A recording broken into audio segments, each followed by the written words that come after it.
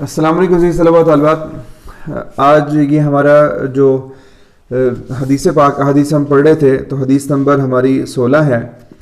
تو پہلے ہم حدیث پڑھ لیتے ہیں، اس کے بعد ہم اس کو دیکھتے ہیں. بسم اللہ الرحمن الرحیم. کہ نبی کریم صلی اللہ علیہ وسلم نے ارشاد فرمایا کہ للصائم فرحتان. صائم کہتے ہیں روزہ رکھنے والے کو، کہ روزہ رکھنے والے کے لیے، روزے دار کے لیے فرحتان، دو خوشیاں ہیں.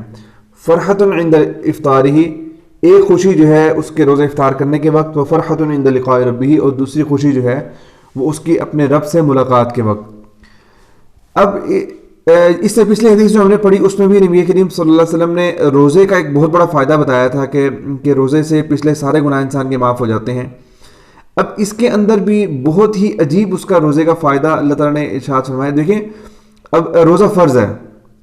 اب ہوتا یہ ہے کہ جب ہم دنیا کے اندر دیکھتے ہیں، جب آدمی کوئی اپنی کوئی ڈیوٹی پوری کر رہا ہے، اس کے ذمہ کوئی کام لگا ہوا ہے، تو وہ کسی کے اوپر احسان نہیں کر رہا. ٹھیک ہے، ہم کہتے ہیں بھائی یہ ڈیوٹی اپنی پوری کر رہا ہے، کسی کو احسان نہیں کر رہا، کوئی اس کو جو ہے نا اپریشیٹ بھی نہیں کرنا بنتا. ایک عام ہمارا ایک مزاج ہے. تو اب اللہ تعالیٰ نے انسان کے اوپر یہ جو فرائض جو لازم کیے ہیں کہ بھئی یہ کام تم نے لازمی کرنا ہے، اب وہ ڈیوٹی پوری کر رہے ہیں انسان. تو اگر ہم عام دنیا کے اصول کے اعتبار سے دیکھیں تو وہ ڈیوٹی پوری کرنے پر اس کو تو بس اللہ تعالیٰ یہی فرما دے کہ ہاں بس ٹھیک ہے تم نے پورا کر دیا، یہی بہت بڑی بات ہے. لیکن اللہ تعالیٰ کی رحمت اتنی وسیع ہے کہ اللہ پاک جو ہے نہ صرف انسان کا وہ عمل قبول کر لیتے ہیں، بلکہ اس کو اتنا اجر و ثواب عطا فرماتے ہیں کہ انسان وہاں تک سوچ بھی نہیں سکتا. تو اب یہاں پر اللہ پاک فرما رہے ہیں، نبی کریم صلی اللہ علیہ وسلم نے ارشاد فرمایا کہ للصائم فرحتان، کہ روزہ دار جو ہوتا ہے، روزہ رکھنے والا، اس کو دو خوشیاں ہوتی ہیں. کون کون سی خوشی؟ پہلی خوشی جو ہوتی ہے اس کو یہ ہوتی ہے عند افطارہ، جب وہ روزہ افطار کرتا ہے، سارا دن بھوکا پیاسا رہتا ہے اور جو ہے وہ بڑی مشقت کے ساتھ اپنے آپ کو کنٹرول کر کے رکھتا ہے، اور آخر جب روزہ مغرب کا وقت قریب آتا ہے، افطار کا وقت ہوتا ہے، تو اس وقت اس کی جو ہے حالت بالکل وہ بالکل بس ہوئی ہوتی ہے اس کی. تو اب اس وقت اس کو ٹھنڈے پانی کا گلاس میسر آ جائے اور ایک دو کھجوریں میسر آ جائیں، روزہ افطار کرنے کے لیے کوئی چیز میسر آ جائے، تو اس کو بے حد خوشی ہوتی ہے کہ اندر تک ایسا لگتا ہے کہ جیسے ٹھنڈک پہنچ گئی، اور افطار کر کے انسان بہت زیادہ ریلیکس ہو جاتا ہے. تو اب ایک خوشی تو یہ ہے کہ روزانہ افطار کرنے کے وقت کتنی زیادہ خوشی ملتی ہے کہ انسان کو بھوک پیاس کے بعد اللہ تعالیٰ کی اس نعمت کی جو روٹین کے اندر انسان جو ہے وہ ویسے پتہ نہیں کتنا زیادہ استعمال کرتا رہتا ہے، لیکن جب اس نعمت کی، پانی کے گلاس کی اور چند نوالوں کی وہ قدر و قیمت اس وقت معلوم ہوتی ہے، وہ بہت خوشی کے ساتھ انسان اس کو کھاتا ہے. ایک خوشی تو یہ ہوتی ہے.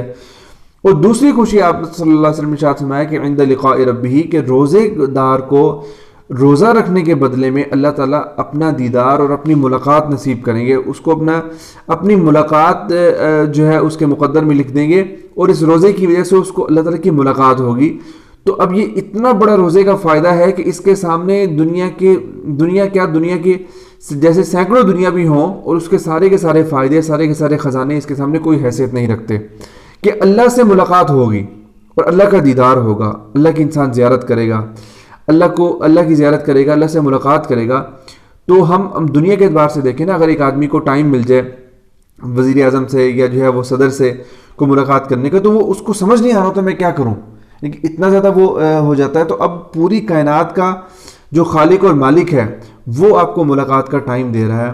تو آپ تصور کریں کہ وہ خوشی کا کیا ٹھکانہ ہوگا اور وہ کیا منظر ہوگا کہ جب ایک روزہ دار کو اللہ تعالیٰ ملاقات اپنی کروائیں گے اور اس کو اپنی زیارت کروائیں گے. تو نبی کریم صلی اللہ علیہ وسلم نے ارشاد فرمایا کہ دوسری خوشی جو روزے دار کو ہوگی وہ اس کے رب سے ملاقات کے وقت جو خوشی ہوگی وہ ناقابل بیان ہے. تو یہ دو اس کو انعامات اللہ تعالیٰ، ایک انعام تو اس کو روزانہ اس کا وہ انعام اس کو حاصل ہوتا ہے روزہ افطار کرتے وقت، اور دوسرا انعام جب رب سے ملاقات ہوگی تو اس وقت کی جو خوشی ہوگی وہ کمال ہوگی. تو یہ ہماری آج کی حدیث تھی.